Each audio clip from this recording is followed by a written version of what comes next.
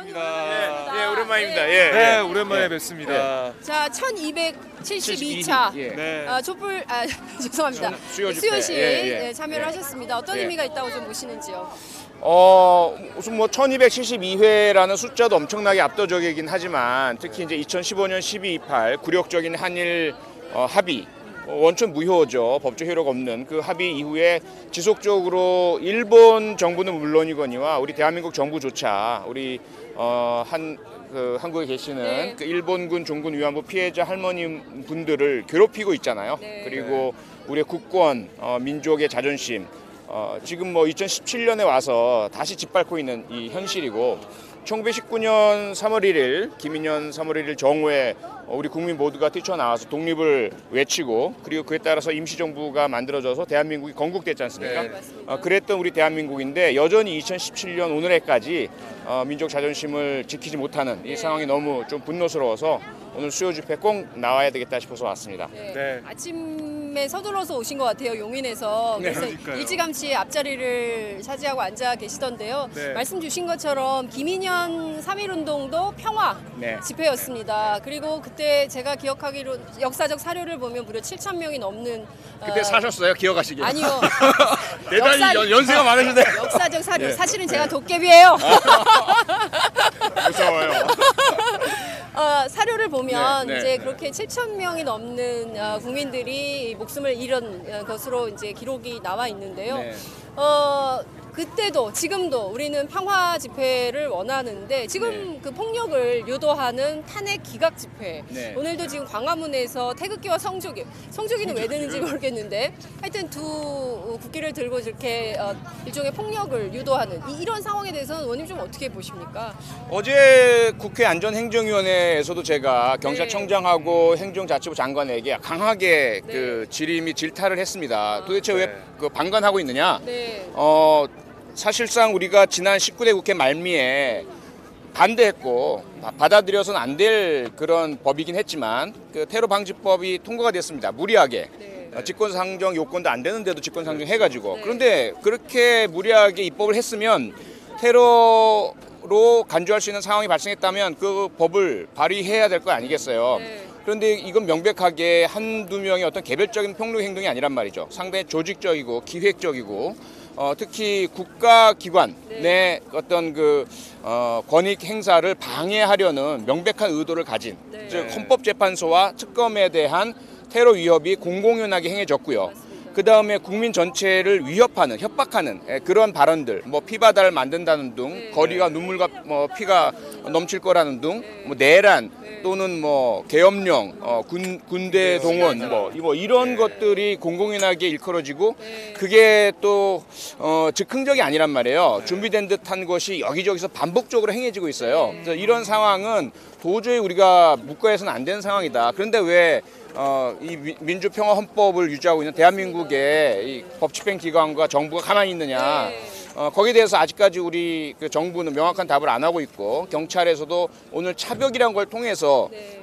그저 이 두 집회의 어떤 만남을 막는 원천적인 폭력을 막겠다라는 말만 하고 있지 폭력 행동에 대한 선동, 주장 또는 모의, 예비, 음모 그리고 무기들을 들고 나오는 이 행태에 대해서 사전적인 경고나 또는 강한 법집행, 수사를 하겠다는 의지는 아직 보이질 않고 있습니다. 왜 그러는 겁니까? 그 국회 안행위에서 문제 제기를 했을 때 경찰청장이나 안행부 장관, 행자부 장관은 뭐라고 입장을 밝히던가요? 우선 제가 의혹을 제기하고 문제를 삼는 것은 편가름이었고 편향적인 법집행이었습니다. 여전히 현 정권의 어떤 일부로서 또는 박근혜 최순실 그 국정농단의 일부로서 한쪽 편을 들고 있는 거 아니냐. 즉 탄핵 반대라든지 또 친박이라든지 이쪽에는 관용적이고 그 반대에 해당되는 탄핵을 요구하고 정의를 구현을 요구하고 책임자 처벌을 요구하는 촛불 집회에 대해서는 지나치게 강하고 엄한 법의 잣대를 들이대는 것 아니냐라는 그런 질의에 대해서 그렇지 않다라는 답은 하고 있지만 그렇지 않다라는 명확한 증빙은 제시하지 못하고 있고요. 이제까지 지난 이 소녀상을 둘러싼 대학생들의 외침에 대해서도 너무 지나친 법 집행이 이루어졌었거든요. 평화적이고 전혀 폭력적이지 않은 시낭송 행위라든지 또는 단순한 도로교통법 위반 행위에 대해서 전부 형사 입건을 다 했어요. 일반 교통 일반 교통방해죄를 네. 적용해가지고요. 네. 그런데 지금 벌어지고 있는 탄핵 반대 네. 또는 탄핵 기각 뭐 무슨 이러한 것들을 내거는 집회에는 전혀 그런 강한 경고도 사전에 없었고 그런 폭력 행동이나 폭력 선동 발언에 대해서도 어떤 법집행이 없습니다. 의심컨대는 여전히 그 법집행 기관조차 현재의 그 직무 정지된 대통령의 권력에 대해서 두려움을 갖고 있는 것 아닌가. 그리고 그들과 연계되어 있는 사람들이 여전히 지금 집권 여당인 자유한국당 그리고 정부 내 국정원 같은 정보기관, 경찰 같은 법집행 기관 내에 웅크리고 있는 것이 아닌가라는 그런 강한 의심을 갖고 있습니다. 의원님 말씀 주신 대로 21세기 2017년에 극우파의 백색 테러를 걱정해야 되는 이 그러니까요. 암울한 현실에 대해서 모든 국민들이 답답해하고 있는 것입니다. 네. 이 한 줌도 안 되는 네, 우익의 준동을 대한민국 법질서가 바로잡지 못한다면 그 자체로 법치주의가 제대로 구현되지 않는 거 아닌가. 맞습니다. 매우 심각하다. 네. 이런 예. 생각이 좀 듭니다. 저는 이걸 한번 여쭤보고 싶어요. 네. 이 특검이 2월 28일로 수사 기간이 종료가 됐습니다. 네. 사실 많은 국민들께서 많은 시민들께서 이걸 꼭 연장해가지고 특검이 계속 수사하게 해달라. 그게 민심이었거든요. 네. 하지만 그렇게 되지 않고 있고 이제 2월 국회 끝나고 이제 3월 국회 임시회가 소집이 되고 있는데 네. 야당에서 이거 어떻게 처리할 겁니까? 야당이 좀 힘을 내서 네. 아니 뭐 안 된다 하지 말고 뭐 다 알고 있습니다. 권성동 위원장, 김진태 간사 네. 맡고 있는 거 알고 있는데 그래도 네. 야당이 어떤 전략을 가지고 나와서 이걸 해야 된다. 네. 그런 여론이 계속 높아지고 있거든요. 예. 우선 사과부터 드리겠습니다. 죄송합니다. 너무 죄송하고요. 자꾸 뭐 국회 선진화법, 네. 또 자유한국당, 목리, 뭐 김진태 그리고 권성동 법사위원장의 어떤 탓만 자꾸 하고 있어서 너무 죄송한데요. 핑계가 너무 많죠.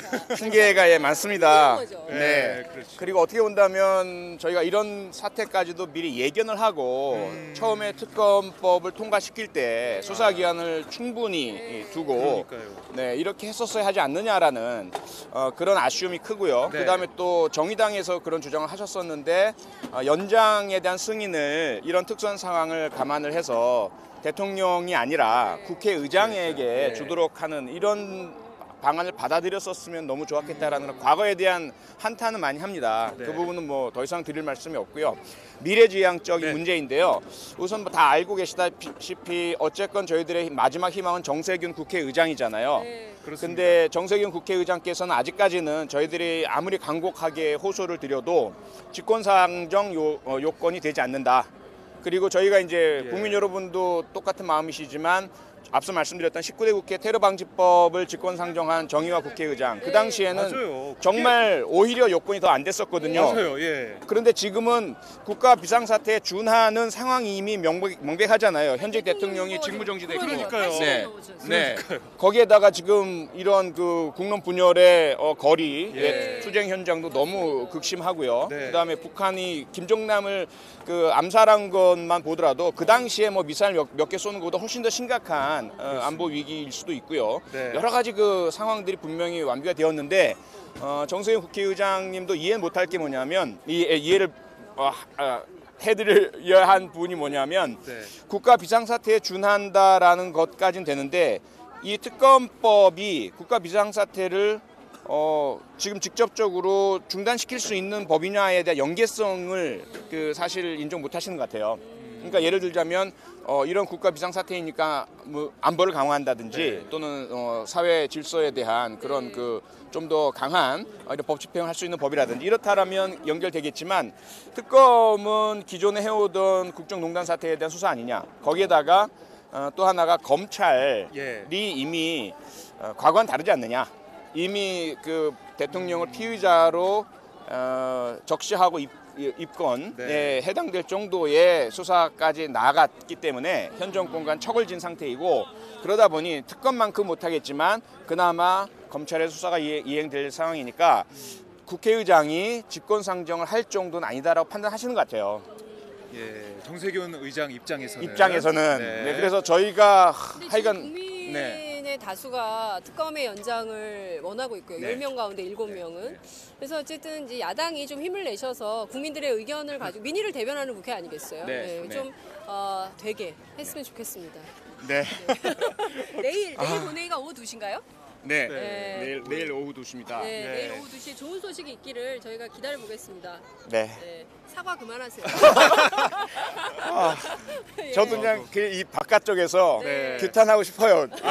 규탄을 받는 입장이니까 네. 너무 좀 네. 가슴이 아픕니다. 그러니까. 네. 네, 알겠습니다. 말씀 네. 잘 야당을 들었습니다. 지켜보겠습니다. 고맙습니다. 네, 고맙습니다. 고맙습니다. 네. 저희가 현장에서 표창원 의원님, 진짜 안타까움이 많으시네요. 네, 지금 그렇습니다. 그